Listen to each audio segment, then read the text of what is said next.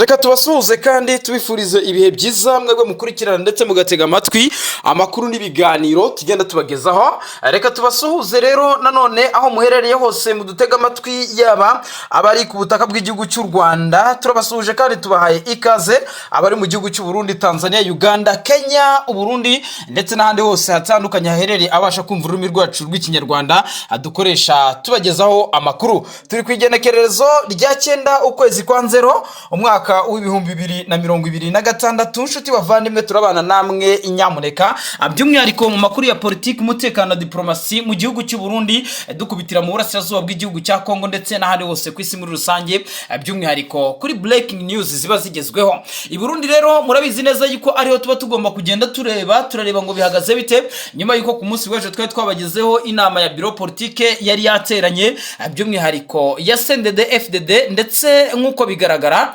biravuga yuko ikoraniro kaminuza ryateranye ndetse rikanzura ugomba kuba yakiyamamaza cyangwa se yayobora iki gihugu cy'u Burundi atanze kandidatire yo kuyobora iki gihugu cy'u Burundi. Turaza kugenda tubabwira ngo ese Reverien Ndikuriyo wamaze kwiyumva yuko mu by'ukuri afite popularite ndetse afite n'igikundiro mu baturage b'abarundi, ariko Perezida Neva nawe akaba agifite icyizere cyo kongera guhabwa ikiringo cya gatatu cyo kuyobora iki gihugu cy'u Burundi. Aba bagabo ubusanzwe ari nkoramutima ndetse basangiye akabisi n'agahiye muri ishyaka rya CNDD-FDD, ibyabo biraza kugenda bite. Biravuga yuko rero Reverien Ndikuriyo yamaze kugenda agumura benshi mu baturage b'iki gihugu cy'u Burundi ndetse n'abandi bayobozi bagiye batandukanye bari muri CNDD-FDD, by'umwihariko akaba aribo bamaze kugenda bahereza umiho cyangwa se bamaze kugenda bereka yuko agomba kuzahagararira iri shyaka rya CNDD-FDD. Icyo tudashidikanyaho nuko CNDD-FDD mu gihe izaba igitanga umukandida no ku butaka bw'igihugu cy'u Burundi, nta wundi mu perezida, nta wundi muyobozi uzapfa kugenda aturuka muri indi shyaka. By'umwihariko hari abavuga yuko uwo bita Agathon Rwasa muri Iprona ariwe nanone ufite ubushobozi bwo kuba yahangana n'aba badede, ariko abadede bo nyamuneka biragaragara yuko abaturage benshi b'abarundi aribo bamaze kugenda bumva. Ubwo rero igisigaye kandi ari ihuruzo rikomeye cyane kuri aba banywanyi b'abarundi ni ukwibaza uti hagati ya Reverien Ndikuriyo ndetse na Perezida Neva biraza kugenda bite. Turaza kugenda tubaramburira tubabwire ngo bihagaze bite. Hari amakuru avuga yuko nubwo bwose perezida w'iki gihugu cy'u Burundi ateganyije yuko umwaka wa 2027 uzagera akaba ari bwo yasoza manda ye y'imyaka 6 ayobora iki gihugu cy'u Burundi, biravuga yuko rwose ibintu bikomeje kugenda bihinduka. Biravuga yuko abasirikare bamaze kugenda bagumuka ukurikije umwuka mubi uhari, ndetse no ko amakuru tugenda twakira agaragaza yuko mu biro bya perezida wa Repubulika ibintu bitifashe neza, harimo kugumuka gukomeye cyane. Benshi baravuga yuko uyu mukuru w'igihugu cy'u Burundi n'ubundi icyo gihe yihaye cya 2027 ashobora kuzakigeza atakiri perezida w'igihugu cy'u Burundi, kubera yuko umwuka ukomeje kugenda uhinduka. Turaza kugenda twumva amazina agiye atandukanye mu gisirikare cy'u Burundi nk'uko twamaze kugenda tubiyemerera. Tuza kugenda tureba bamwe mu basirikare bakomeye cyane, uwo bita Prime Niyongabo generali. Uyu nguyu rwose biravuga yuko nawe yaba ari mu mise ya nyuma mu kazi, aho bivuga yuko inama y'igitaraganya yaje kugenda iteranira muri ISCAM cyangwa se ishuri rikuru rya sous-officier ry'abaofisiye hano mu gihugu cy'u Burundi, ndetse biravuga yuko iyi nama yanitabiriwe n'umukuru w'igihugu Perezida Varisto Ndayishimiye usanzwe afite ipeti rya Major General, ndetse nawe wayoboye iyi nama. Biravuga yuko rero Reverien Ndikuriyo ukurikije uburyo bihagaze ndetse n'umugabo bita Prime Niyongabo, biragaragaza yuko bamaze kugenda Perezida Neva ashaka kubanza kubikiza kugira ngo akomeze gahunda ye y'urugendo rwe rwa politike. Biravuga yuko kandi uyu mugabo usanzwe n'ubundi ayoboye iki gisirikare cy'u Burundi Prime Niyongabo, nyuma yuko Perezida Neva abonye yuko yaba hari byinshi ari gutegura by'umwihariko bitamuhesheje agaciro cyangwa se bitamushyigikiye, barapfa kuba ingabo z'u Burundi benshi baragiye bakorera imishahara yabo itandukanye. By'umwihariko abasirikare b'abarundi bagiye muri Somalia, abandi bakajya mu butumwa bwa gisirikare mu gihugu cya Kongo, ariko izi saha benshi bakaba bakomeje kugenda batabona imishahara yabo. Abandi ibiziga by'abasirikare biguye hirya no hino aho bagiye kugarura amahoro, bakaba bategerezwa imiryango yabo ngo bongere bashyingurwe. Ikindi kandi bakaba batabona ibyo bakwiye nk'abasirikare ku mirongo y'imbere ku rugamba, ndetse na murare presidentiel babona. Ibi byose nibyo bigenda bituma bagumuka. Ndetse Reverien Ndikuriyo nako uyu mugabo Prime Niyongabo nk'umugabo uhorana nabo mu buzima bwe bwa buri munsi, mu by'ukuri akaba ari we ugenda amenya amakuru. Ibyo yabikoza Perezida Neva akagenda mu by'ukuri atabyumva neza. Aha rero biragaragaza yuko ariho akasamutwe karimo karagenda kabera, aho bivugwa yuko umugabo bita Diomaye Ndegeya usanzwe ari umujyanama wa Prime Niyongabo, biravuga yuko ari ushobora kuza kumusimbura ku mwanya w'umugaba mukuru w'ingabo. Uyu mugabo mu by'ukuri nanone kandi uwo bita Ildefonse Habarurema, uyu nguyu yasanzwe akurikiye cyangwa se ahagarariye ubutasi bw'igihugu cy'u Burundi CNL, niwe uvugwa yuko mu by'ukuri we n'uyu mugabo Diomaye Ndegeya ufite ipeti rya Brigadier General niwe bashobora kuza guhabwa umwanya wo kuyobora intwazangabo z'iki gihugu cy'u Burundi. Murabyumva neza yuko rero umugabo bita Prime Niyongabo, umugabo bita Ndikuriyo bamaze kugenda bagumuka, ariko nanone bikavuga yuko mu gihe umugabo bita Ndikuriyo n'umugabo bita Prime Niyongabo ari abagabo babitse amabanga ya Perezida Neva, mu gihe baba bagiye muri opposition cyangwa se mu ishyaka ritavuga rumwe n'ubutegetsi, cyangwa se abagiye kuba abatavuga rumwe n'ubutegetsi bwa Perezida Neva gutakaza cyangwa se kubura mu by'ukuri ubufatanye n'aba bagabo, bigaragara yuko ari akaga gakomeye cyane kaba kagiye kugwirira uyu mukuru w'igihugu, ndetse bikagaragara yuko byaba bitazigera byoroha. Turaza kugenda tugaruka ku bagabo barimo Emmanuel Haringanji ufite ipeti rya Brigadier General muri iki gisirikare cy'u Burundi, aho bivuga yuko ari we usa naho ugiye gukomeza gufatanya n'uyu mugabo tubabwiye hejuru, Diomaye Ndegeya. Ibi rero mu by'ukuri bikagaragaza yuko Perezida Neva yamaze kwikuraho rwose abagabo barimo Prime Niyongabo ndetse na Ndikuriyo muri gahunda ze z'ubuyobozi, yamaze kugenda asa naho abashyira ku ruhande, nubwo bwose bakomeza kugenda bagaragaza yuko bashaka kuzarohora cyangwa se kuzafasha abarundi kwikuraho ingoyi y'ubutegetsi bubi. Andi makuru turi buza kugenda turambura, turaza kugenda tujya mu biro bya Perezida w'igihugu cy'u Burundi Ntare Rushatsi, tubabwire ngo bihagaze bite. Naho ntago ibintu byoroshye habe na gatoya muri Ntare Rushatsi, umuriro uraka mu ibanga rikomeye cyane, ni imikwabo ikomeye cyane, aho bivugwa yuko benshi mu bakozi bakora muri iyi ngoro ya Perezida hari abakomeza kugenda bagaragaza yuko bashyigikiye Perezida Neva, cyane cyane yuko benshi bari muri iri shyaka rya CNDD-FDD, ariko abandi nabo ni inshuti ndetse n'inkoramutima z'uyu mugabo Reverien Ndikuriyo, aho bivugwa yuko ubu Perezida Neva inshuti za Ndikuriyo aho ziva zikagera akomeza kugenda azishakisha. Izi nshuti za Reverien Ndikuriyo Perezida Neva agaragaza yuko baba bafite umugambi umwe. Murabizi neza yuko umwe mu batambukanyi ba Petero cyangwa se wahoze ari umudamu wa nyakwigendera umuhisi Perezida Petero Nkurunziza wahoze ayobora iki gihugu cy'u Burundi, uyu mudamu rero we yakomeje kugenda agaragaza yuko doctrine za Perezida Evaristo Ndayishimiye n'imiyoborere atabyumva, ni nako gusaba abaturage b'iki gihugu cy'u Burundi yuko bakigaragambye kugira ngo bamagane ubutegetsi bubi bwa Perezida Evaristo Ndayishimiye. Ariko bikavuga yuko uyu mudamu nubwo bwose atavuga rumwe n'ubutegetsi bwa Neva, ni inshuti y'akadasohoka ya Reverien Ndikuriyo, ni inshuti y'akadasohoka ya Prime Niyongabo, kuko n'ubundi aba banyepolitike basanzwe barakoranye n'umugabo we cyangwa se n'uwahoze ari umugabo we ariwe Petero Nkurunziza. N'uyu Perezida Neva murabizi neza ko yarasanzwe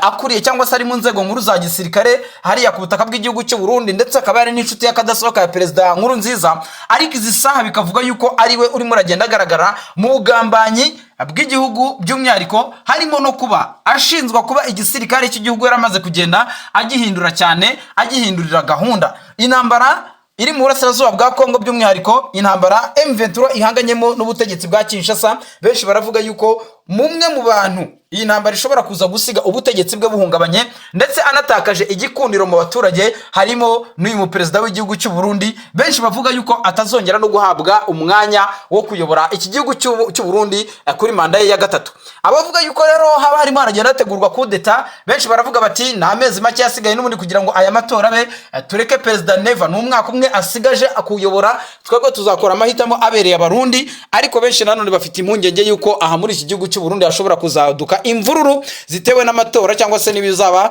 byavuye mu matora bitazigera byumvikanaho n'abantu bamwe na bamwe. Nshuti bavandimwe, ngira ngo turaza kugenda tureba mu gisirikare cy'u Burundi, turebe deployment zikomeje kugenda zumvikana cyangwa se zigaragara mu bice bitandukanye bya Kivu y'Amajyepfo na Kivu y'Amajyaruguru, ndetse turebe uyu mugabo usanzwe ayobora batayo cyangwa se ariwe mugaba mukuru ushinzwe bataliyani z'iki gihugu cy'u Burundi, yitwa Zenobe Niyonzima. uyu nguyu Brigadier General Zenobe Niyonzima ni umwe mu basirikare mu by'ukuri bagaragaza yuko nabo badashyigikiye doctrine z'uyu mugabo Prime Niyongabo ushaka kwigumura ku mukuru w'igihugu. Benshi bakavuga bati n'ubundi uyu mugabo Prime Niyongabo nawe ubuzima bwe bushobora kuzarangira nk'ubwa uyu mugabo Adolphe Nshimiyimana wari ufite ipeti rya Lieutenant General hano muri iki gisirikare cy'u Burundi, cyangwa se ubuzima bwe bukaba bwasoza nk'ubwa Godefroid Niyombare wagerageje gukora coup d'etat umwaka 2015 ariko nyamureka we akagerageza guhunga igihugu, nubwo bwose mugenzi we Adolphe Nshimiyimana bitigeze bimuhira, we yaje kwicwa n'ubutegetsi bw'iki gisirikare cy'u Burundi. Aha rero bikagaragaza yuko mu gihe Prime Niyongabo yakomeza uyu muyorongo wa opposition wo kutumva ibyo Perezida Neva avuga cyangwa se wo kudashyira mu bikorwa ibyo umukuru w'igihugu ategetse, ibi ngibi nyamuneka bizahita biba akaga gakomeye cyane, ndetse benshi baravuga yuko umugabo bita Ndikuriyo ndetse n'umugabo Prime Niyongabo ari abagabo bagomba kwicara bakarya bari menge, kuko isaha n'isaha ibintu byabahindukana. Perezida Neva niwe ufite inkota icyaye yo kuyobora igihugu cy'u Burundi, mu gihe rero yaba agiye kubona agiye kuvangirwa biragaragara yuko agomba kwifashisha ibyo itegeko nshinga rimutegeka kugira ngo akomeze ayobore iki gihugu cy'abavandimwe babashinga ntahe.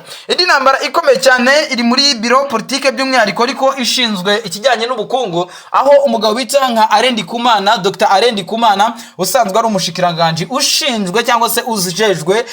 kuyobora igisata kijyanye n'ubukungu, ubwo yatakaga yuko mu by'ukuri yaba arimo arashaka kugirirwa nabi. Amakuru yaje kujya hagaragara yuko mu by'ukuri iyi dossier yaba irimo umugabo bita Prime Niyongabo ndetse na Reverien Ndikuriyo. Perezida Neva rero biravuga yuko yahagurukiye guhangana n'ibi bifi binini bisanzwe biri muri CNDD FDD, nubwo bwose uyu mukuru w'igihugu cy'u Burundi we agaragaza yuko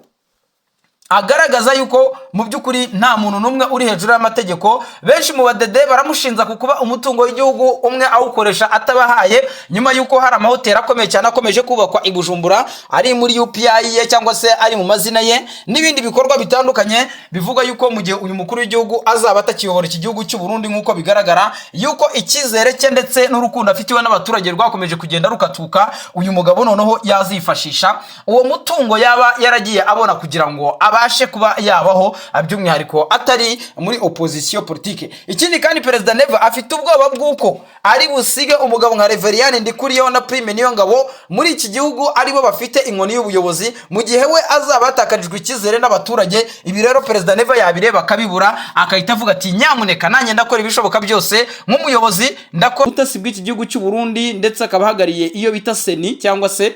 urwego rushinzwe ubutasi muri iki gihugu cy'u Burundi, yitwa Ildefonse Habarurema. Uyu mugabo nawe muraza kugenda mumenya ibyo ari byo. Hari amakuru ari kuvugwa yuko uyu bita Diomede Ndegeya yaba ashobora kuza gusimbura uyu mugabo Prime Niyongabo, bigaragaza yuko akomeje kugenda avuguruza ibitekerezo bya Perezida Evaristo Ndayishimiye, ndetse aho bivugwa yuko akomeje kugenda asuzugura cyangwa se adashyira mu bikorwa amwe mu mategeko umukuru w'igihugu cy'u Burundi arimo aragenda ategeka. Ariko benshi mu basesenguzi basanzwe bamenyereye iyi politike y'iki gihugu cy'u Burundi bakabona yuko mu gihe Perezida Neva yakwikuraho partnership n'uyu mugabo Ndikuriyo, uyu mugabo Prime Niyongabo mu by'ukuri ryaba rikosa rikomeye cyane, kuko ntago yakifasha abagabo nka Prime nka ba Reverien Ndikuriyo. Bigaragara yuko mu bihe bitandukanye bakomeje kugenda basa naho bashaka kwigumura kuri CNDD FDD, hakaba abagabo nka ba Agatorwa Saka. Ni mu byibuke neza yuko mu by'ukuri uyu mugabo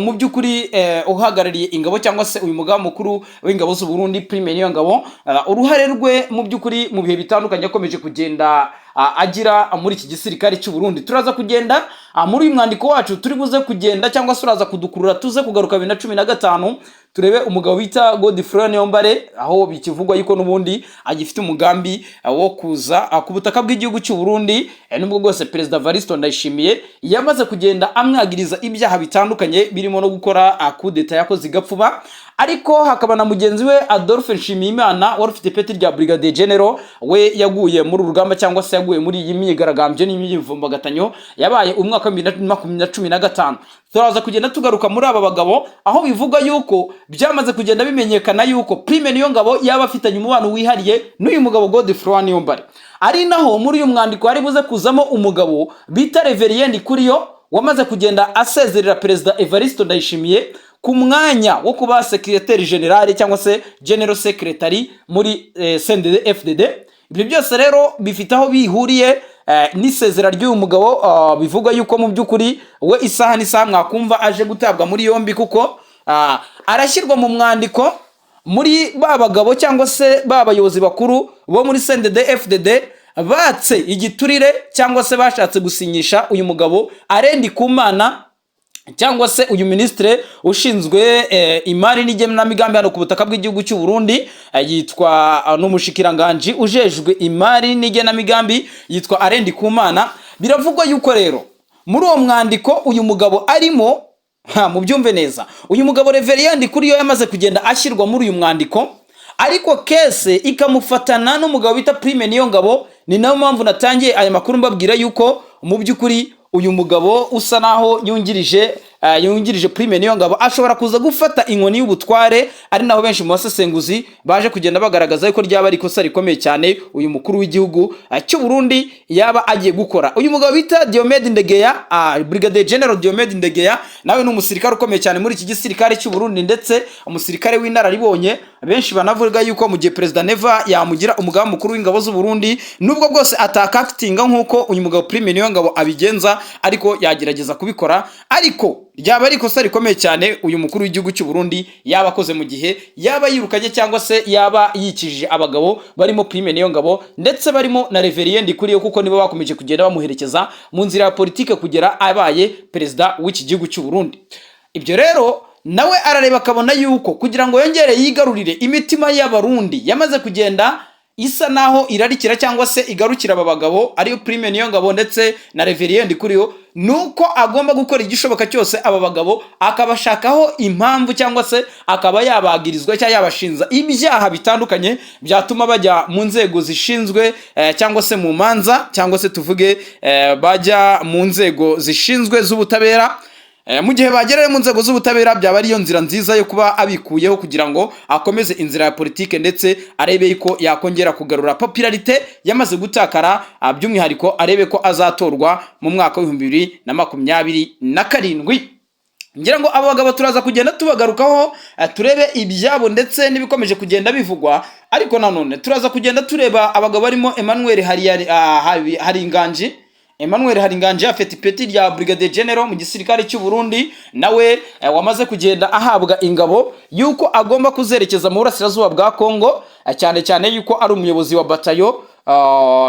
Uyu nguyu Emmanuel Haringanji mu by'ukuri uyu nguyu asanzwe ashinzwe discipline n'imyitwarire mu gisirikare cy'u Burundi, ndetse akaba ari nawe wahawe misiyo ikomeye cyane yo kujyana ingabo hara ku butaka bw'igihugu cya Kongo, ariwe uyoboye ingabo z'abarundi. Nubwo bwose akomeje kugenda agaragaza yuko imbogamizi zikiri nyinshi, President Neva yaritsize aravuga ati bajye muri Kongo bajye kurwana. Ibyo byo nibyo amaze kugenda yerura. Andi makuru ngira ngo turi buze kugenda tugarukaho nshuti bavandimwe, mudukunde tuza kugenda tureba undi mugore cyangwa se undi mudamu uri kugaruka mu madosiye akomeye hano muri iki gihugu cy'u Burundi, ndetse hari n'amakuru avuga yuko urugo rwiwe ruherereye hariya i Bujumbura rwamaze kugenda rugotwa. Ni nyina cyangwa se abyara umuhungu bita witwa Willy Nkurunziza, cyangwa se umuhungu wa Petero Nkurunziza usanzwe afite ipeti rya ni majoro ni kapiteni, oya ntagararigeraho, afite ipeti rya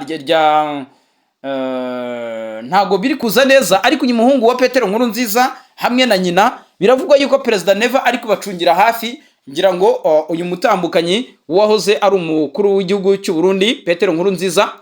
uyu rero yamaze kugenda agaragaza yuko abaturage b'abarundi bakimufitiye icyizere, kandi mu by'ukuri ingoma y'umugabo wiwe ikaba yaragenze neza, rero yuko ashobora kuba yakongera kugaruka mbere cyane muri CNDD FDD kugera no ku rwego rwo kuba yakiyamamaza akaba yatorwa nk'umuperezida w'iki gihugu cy'u Burundi. Aha rero ibi byahise bituma dukurikije dosiye zirimo ziraregwamo aba bantu cyangwa se imikoranire y'aba bantu mu ibanga rikomeye cyane, biragaragaza yuko President Neva abantu asigaje ni abagabo nka Bambaye Haga bamuvugira, ndetse n'abandi bayobozi bakuru benshi bagaragaza yuko bari ku murongo we kubera ko President Neva abatamika cyangwa se afite ibyabaha. Ikindi kintu President Neva ashobora kuza gupfa n'aba basirikare ndetse n'abayobozi bakuru muri CNDD FDD na amafaranga y'inzahabu zacurujwe hirya no hino ku isi, ubwo iki gihugu cy'u Burundi ngira ngo murabizi neza yuko kimaze kuba ubukombe mu kugira ubutare. President Neva murabizi neza yuko zahabu za tungsten n'andi mabuye agiye atandukanye arimo amakorta ya za satelite, ayo mabuye yose ku butaka bw'igihugu cy'u Burundi yarabonetse, ariko Perezida Neva agashinzwa yuko hari igice cy'amafaranga yaba amaze kugenda yigwizaho, cyane cyane yuko hari n'amahoteli yuzuye hariya i Bujumbura yamaze kugenda agaragara yuko ari ay'umukuru w'igihugu, nyuma yuko akomeje kugenda atakaza ibyiringiro by'uko azongera kuyobora iki gihugu cy'u Burundi. Ibi rero kikaba ari ikibazo gikomeye cyane kiri mu badede, ndetse ari nabyo byatumye umugabo nka Reverien Ndikuriyo yigumura kuri Perezida Neva, nawe akagaragaza yuko afite ubushobozi bwo kuba yajya kuba perezida cyangwa yakiyamamaza akaba perezida. Niyo mpamvu muri kumva Perezida Neva avuga agategeka umugabo bita Lieutenant General Prime Niyongabo ngo yohereze ingabo ku butaka bwa Kongo, bikagaragara yuko Niyongabo bitewe n'uburyo abasirikare bagiye bamupfana ndetse n'ibibazo bakomeje kugenda bagira n'imishahara yabo, Niyongabo akabyanga. Uyu mugabo rero bashyizeho bita Diomed, uyu mugabo asanzwe ari nararibonye muri iki gisirikare cy'u Burundi, ariko nyamuneka ntago bigaragara yuko yazakitinga cyangwa se yazakora ku rwego uyu mugabo Prime Niyongabo yakoze. Hari abitwaza ati Prime Niyongabo Perezida Neva yamubereye pare mu bukwe bwiwe, nyamuneka nawe arabizi neza yuko amarira y'abasirikare bari kugwa ku butaka bwa Kongo ndetse n'imiryango yabo itari kubona impozamarira mu gihe ibiziga by'abasirikare babo biri kuzimirira muri Kongo ndetse n'ibishyingurwe. Ibi rero bigatuma uyu mugabo ngo ni Prime Niyongabo yemera kuba yakigumura ku butegetsi bwa Perezida Neva, ariko nyamuneka